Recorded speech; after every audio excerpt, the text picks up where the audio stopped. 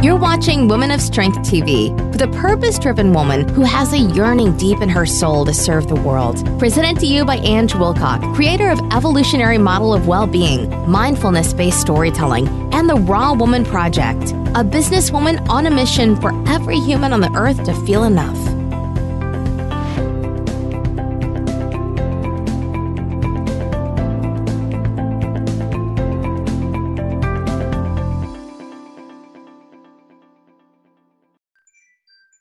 Right, welcome to another amazing episode of Woman of Strength. And as you all know, you amazing women who are listening out there, Woman of Strength is all about showing up as our real selves and showing up as the raw person that we are, and raw meaning real, authentic, and wild. And today I have another amazing guest as usual, and I'd like to welcome Dr. Gladys Ato. Welcome, Gladys, or Dr. Gladys. Doctor, thank you so much. I appreciate it. I'm really looking forward to our conversation today. Oh, and so am I. Now, I'm just going to tell you a little bit about Dr. Gladys. And so Dr. Gladys was born in rural California, where being invisible was her main goal to ward off bullying peers. Dr. Gladys has learned to be invisible no more. After a successful career as a high education executive leader, psychotherapist and consultant, she founded Bridging Consciousness, a personal development website that helps you rise above life's challenges and step into the limelight of your life. She mentors the next generation of thought leaders to grow their personal brand and reputation in the field of personal development, wellness, and spirituality and leadership. In order to overcome several hardships and losses that left her secretly suffocating in a pool of depression, anxiety, and low self-worth for over 2 decades and burned out at 35, she has infused her life with one of the things she lacked inside: love. Once she did, she transformed from being a sacred Latino girl to becoming the first doctor of clinical psychology in her family, the president of the National Hispanic University, the first 4-year university in the US for Latinos, board president of the Instituto Familiar de la Raza, I know I've got that wrong, the first Latino mental health agency in San Francisco, and board vice president of Kids Turn, a nonprofit helping families transition through divorce and separation. She uses her losses as doorways to acceptance, understanding gratitude and forgiveness, which is the basis of her new book, The Good Goodbye. With over 30 years of public speaking experience, she inspires her audience as a keynote speaker, panel speaker, and workshop leader at various organizational events. So welcome, Dr. Gladys. What an amazing bio you have. Thank you so much. Yeah, it's been a crazy journey for sure. I can imagine. Now, the first and only real question I ask all of my guests is, can you share with us your journey into becoming a woman of strength? Sure.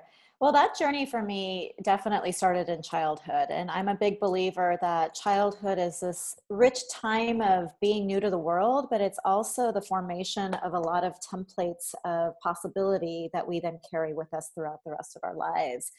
And as you mentioned, I was really motivated to be invisible when I was a little girl. And that was because my world wasn't very safe. So going to school, I was a very easy target for my peers to tease, to bully.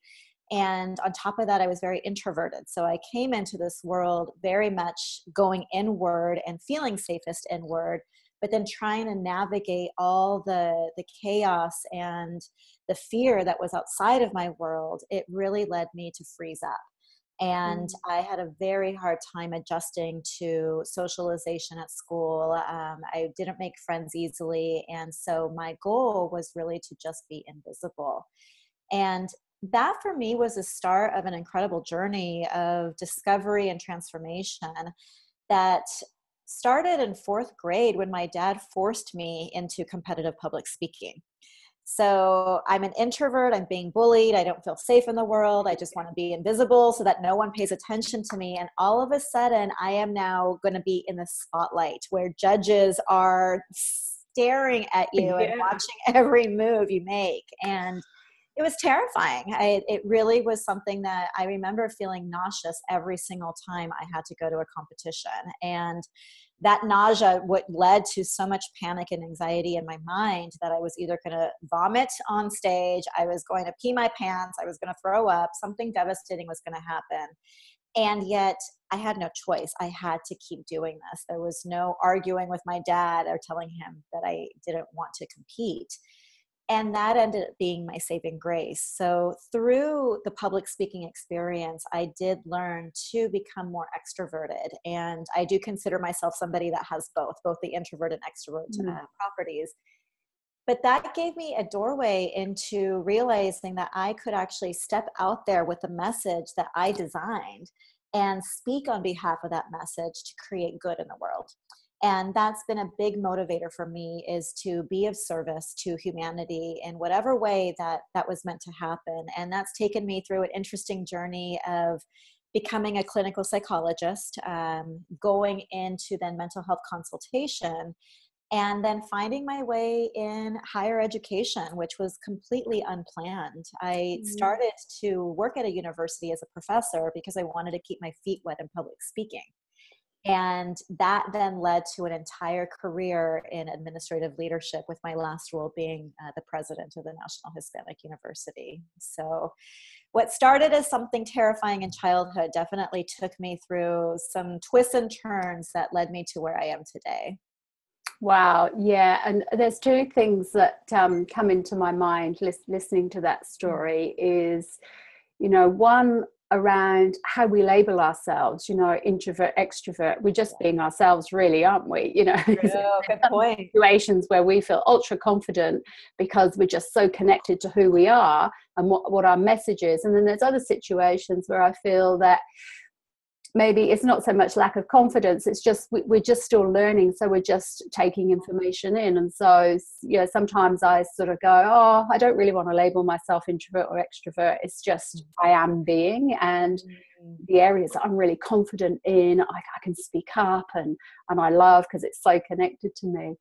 And then the other point that you sort of was talking about, how you were forced into this, but that journey was actually your savior in a sense, is that resilience, isn't it? That resilient spirit that we start building on as a child, because in some sense we say we have no choice, and as children we are defenseless and powerless to a certain extent, and we do conform to what our parents want. But part of that builds that resilient spirit in us. And so what was it that can you recall, like growing up and being told, you have no choice, you have to do this? What was it in you that was going on, that was going, okay, I need to do this, this is so fearful, I'm feeling anxious, I want to vomit, pee my pants, but something there, isn't there? Do you know what, now reflecting back as the grown-up, sure, can you look at that and say, there was something, in me as a child that was a little bit different to other children, because not every child would have responded in that way? Fear. It was fear. There was in my household, you did what your father told you to do, right? So it was very important for me to please my parents and make them happy. So there were two parts. There was the desire to please and be accepted and loved. And there was another part, which was straight up fear. And I am definitely a proponent that fear is not something that we should be trying to banish or to eliminate in our lives, but rather how do we learn to embrace fear and use the energy of fear to actually get us through those moments that we think are impossible. And I think for me, the combination of really wanting to be accepted, be loved, be welcomed, right? Because at school I wasn't. And at home, it was so important that I feel safe in some environments. So that drive to be of value to other people was a huge, huge motivator for me. What I've learned through the process, because public speaking is one of those terrifying things for a lot of people, right? Yeah. Being in front of somebody where you are completely raw, you're vulnerable, you're showing up in whatever truth you're showing up with in the moment. I had to learn how to harness that energy in a way to still achieve my outcome. And that is a unique part of me as a person that I tell people, you know, I am an expert at finding clarity through chaos. So when I've been in different situations, whether I'm working, when I was a therapist, when I was working with clients one-on-one, or when I was an administrative leader in organizations, there were so many chaotic situations that I was presented with, and my ability to see through it and say, okay, this is the objective. This is where we're heading. Now, how do we find a strategy to get there? Has served me really well in my personal and professional life. But all of it really came from this early place in childhood of really wanting to show up and be valued and loved. Yeah.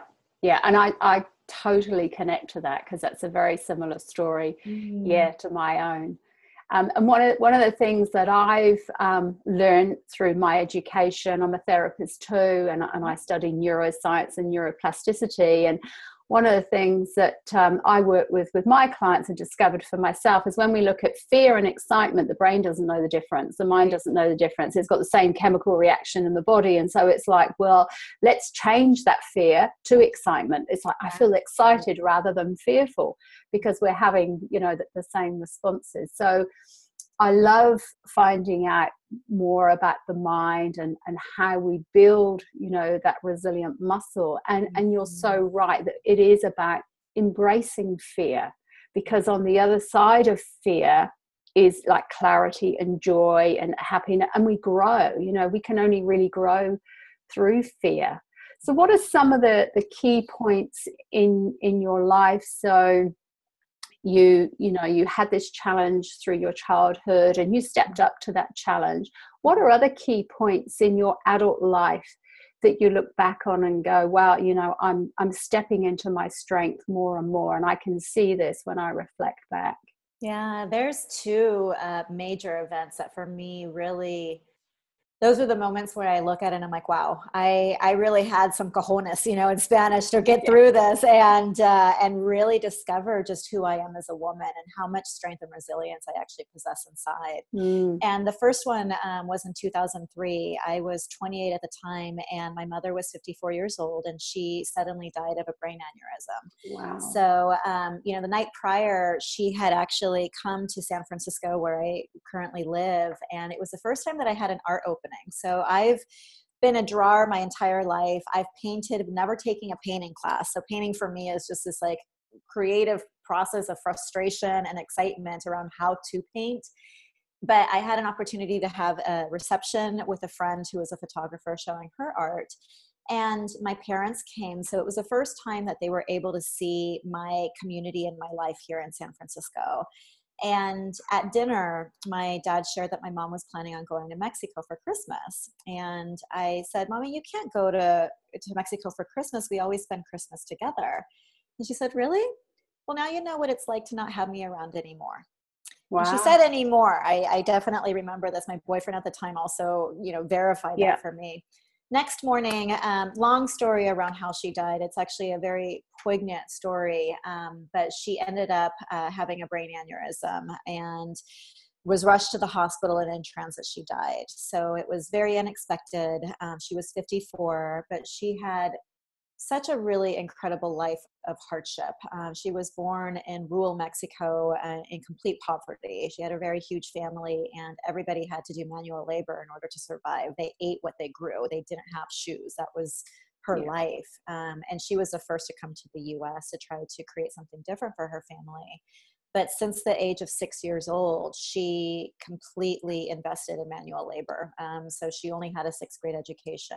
And for 17 years of my life, she had 3 jobs, and literally back to back. So waking up at 10 o'clock at night to go to the graveyard shift. She'd leave there at 8 a.m., head to her next job at 9 a.m. She'd work there until 4, come home, start her own cake business out of her home while she's cooking dinner, try to get to bed by 6 o'clock at night, only to wake up at 10 p.m. and do it again. And she did this for 17 years.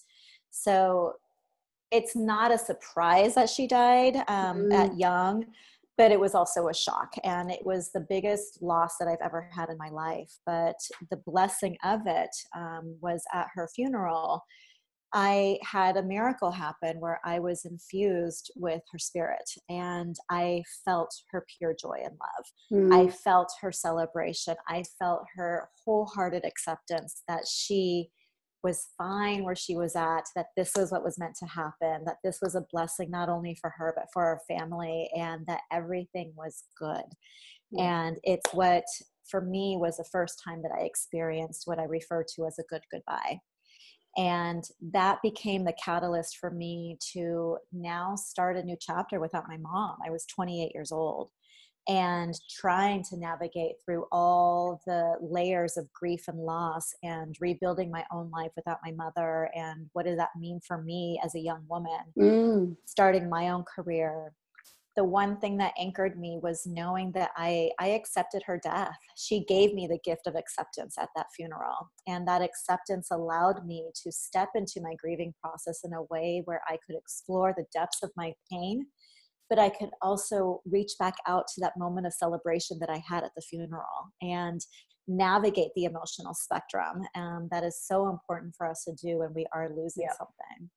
Yeah. So, that experience for me set off a number of different changes and losses in my own life. I mean, within 4 years, I went through a big breakup. I had to move out of our home. The dog that we got, went to the ex. My friends changed. I had to move locations. Even within my career, I was finishing up getting licensed to practice therapy here in California, but even that became too much. And so I went through this big roller coaster of my own change.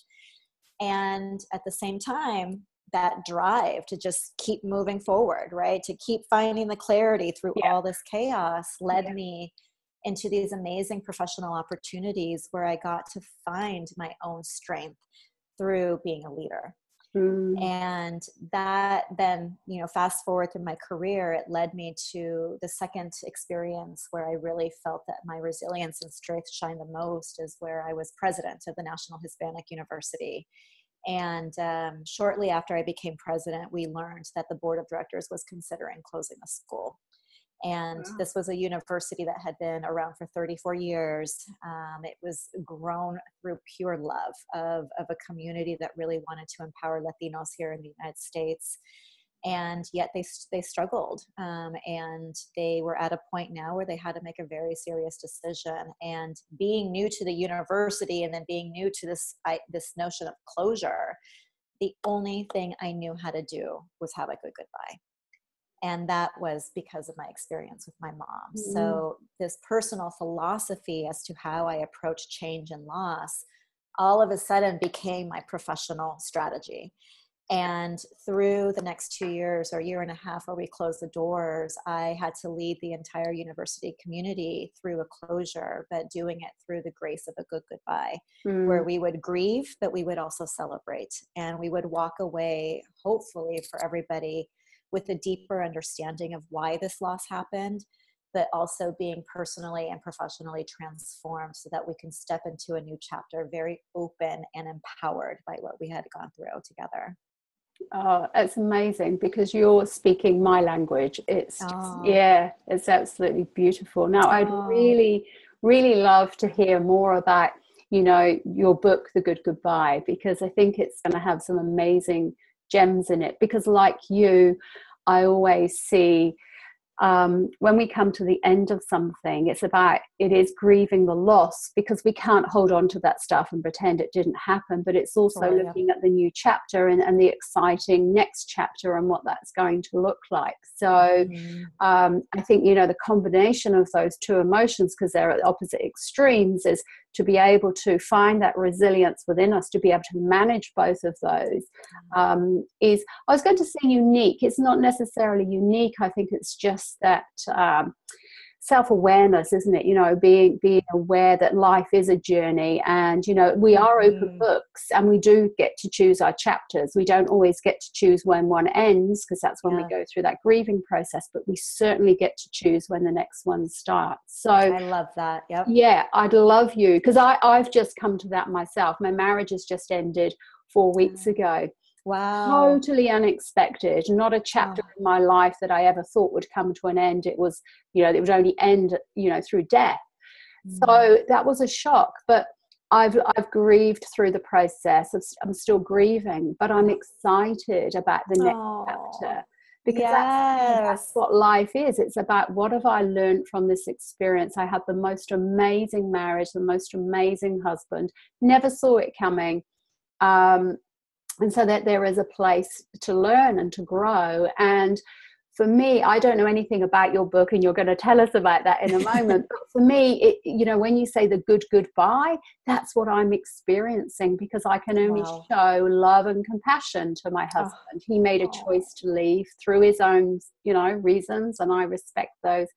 But I can't feel resentment, hatred, or anything like that, because for me, it was amazing. And so it is a good goodbye. Whatever that next chapter looks like, that'll be whatever it will be, and we'll create that, whether it's a future together or apart. So it just dovetails nicely into what is the good goodbye about. What can you tell us about the good goodbye in terms of your book? Yeah, well, the good goodbye is an approach that I've put together to help people figure out how to navigate change with more ease. And it does really help people figure out how to do that in life, love, and work. Because those are the three big buckets of anything that brings us angst in life, right?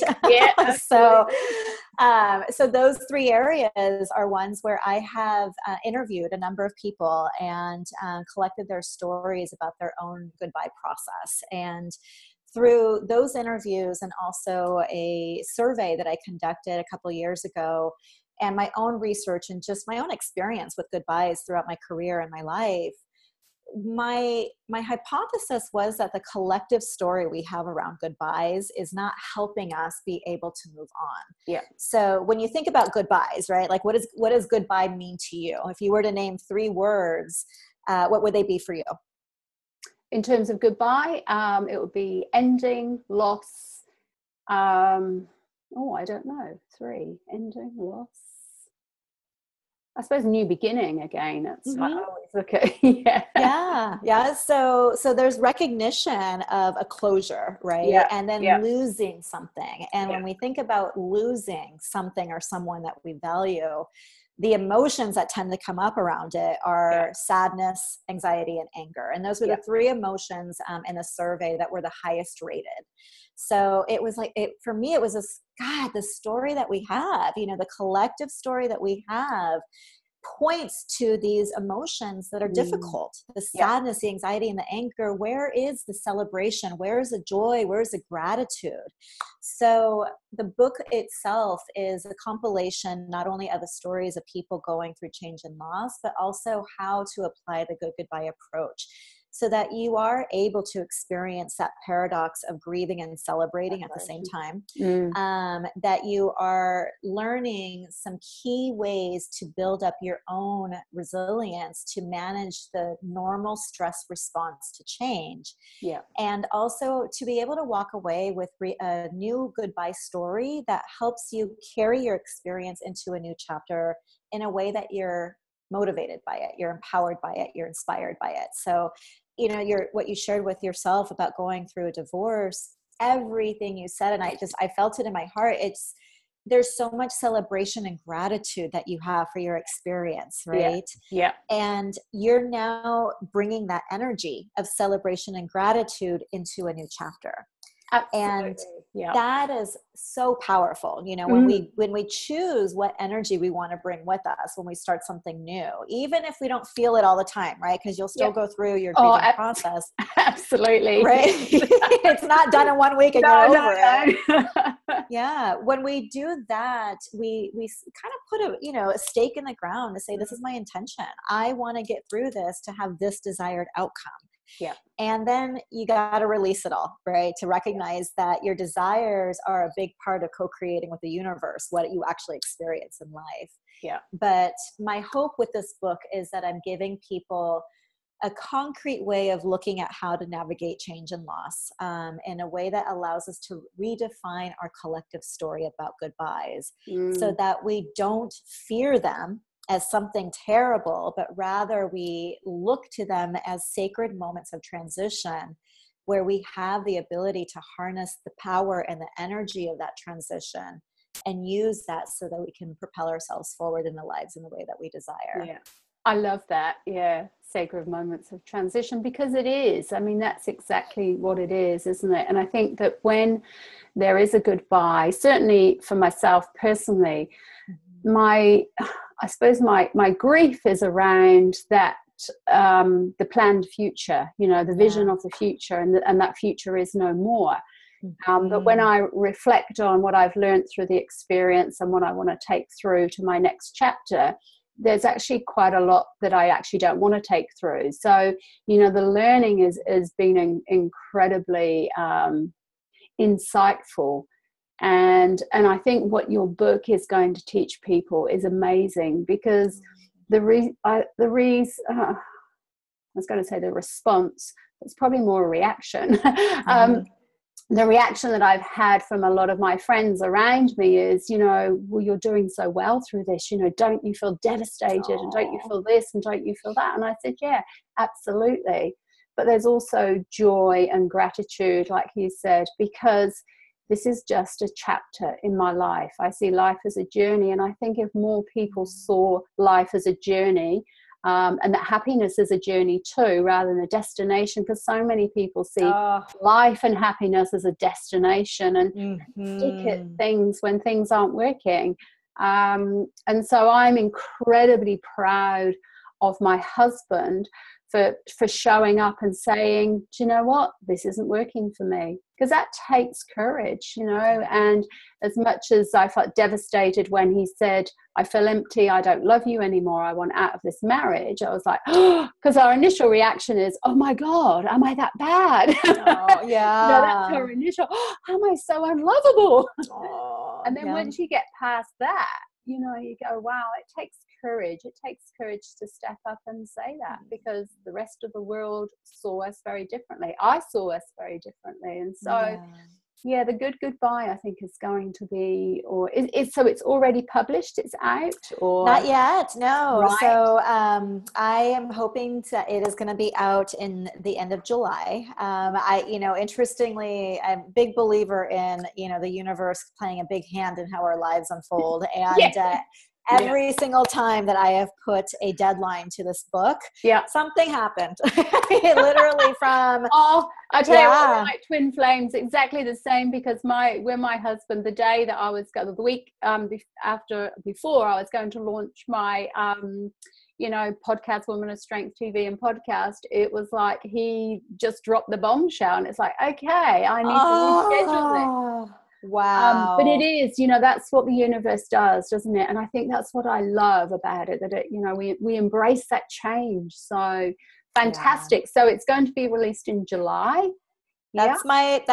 That's what I'm hoping for. That's what I'm asking for. That's what I'm praying for. And I'm really excited. You know, part of this launch of the course, it does feel like I'm birthing a new child. You know, last year when I launched Bridging Consciousness, I thought that was my big entree into the world, but I feel like I'm going through it again. And as part of my efforts, it just really is getting out there in a way where I can help people rethink what goodbyes mean and create a new dialogue around change and transitions, not only personally, but also professionally. And, you know, my motivation to really use my own platform as a place to help affect positive change has gotten me really excited. And so the book is an entry to that whole process, but also I'm going to be creating an online course to really supplement the learnings of the Goodbye. And I do see this as a series of different books and offerings that I can give to people to help them in all those areas where we get really stuck. You know, it's the breakups, it's death of a loved one, it's loss of a pet, or having to move homes, all the way to looking at, you know, how organizations deal with change and transitions, from layoffs, mergers, acquisitions, or even, like in my case, having to close an organization down.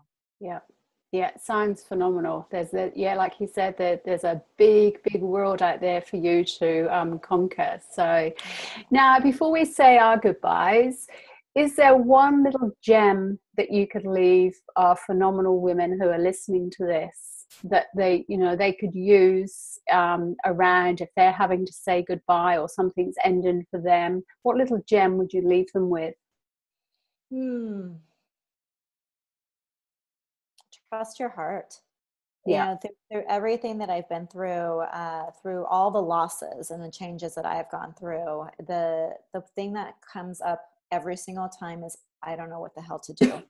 Right. Yep. And then that natural next tendency of being human, which is, I need to figure it all out right now. Yeah. And then our mind goes into overdrive of Yep. trying to figure out what's going to happen in the future so that we can control our exposure to any more pain, hopefully minimize it or completely avoid it. Yeah.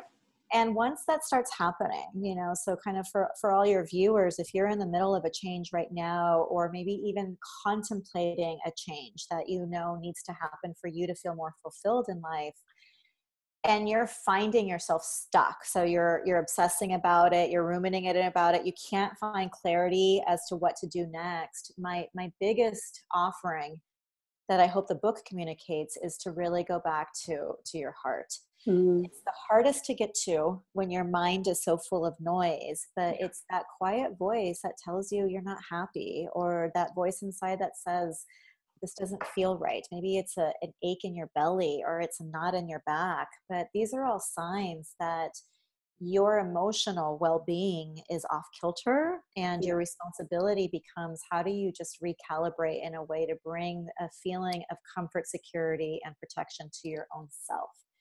And the best way that I've learned through all the work that I've done, not only as a clinical psychologist, but also the healing journey that I went on personally for over 15 years with different therapists and healers, it's when you go back to your heart, that's where your healing salve is at. Mm-hmm. Your heart is what gives you compassion. Your heart is what offers gratitude.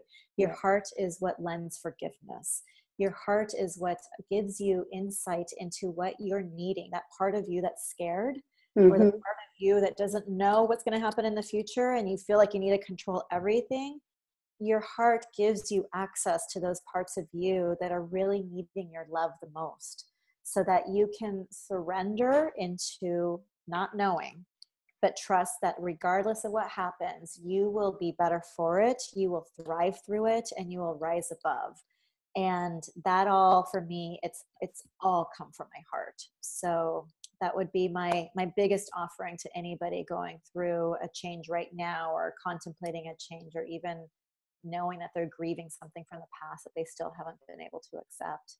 Yeah, thank you. I love that. Yeah, listen to your heart, because it is the only truth, isn't it? The mind never tells us the truth. It tells us convenient variations. Yes, too many stories going on. Now that's Absolutely. wonderful. Now, where can our amazing ladies find you? So if they want to make contact with you, how could they do that? Sure. So my website is www.bridging-consciousness.com. So there is a little dash in between bridging and consciousness. And when you go there, you can learn more about me and my story. There's also a page dedicated to the Good Goodbye book, so you can learn a little bit more about the book itself.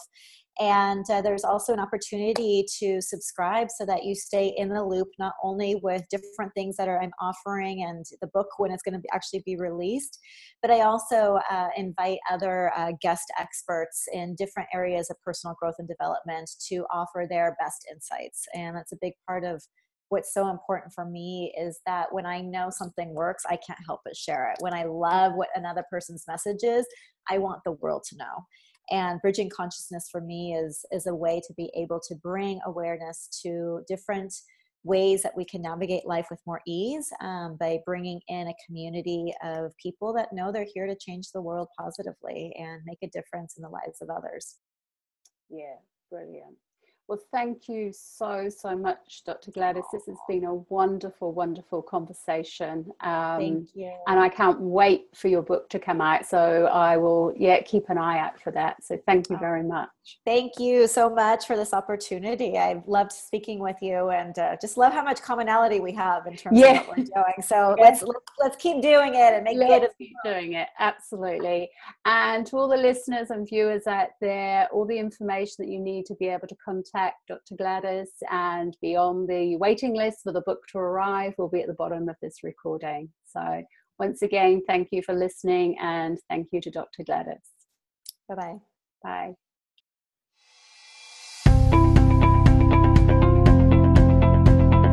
Remain real, authentic, and whole, be yourself, and continue to follow your dreams. Thank you so much for watching, and we'll catch you next time on Woman of Strength TV.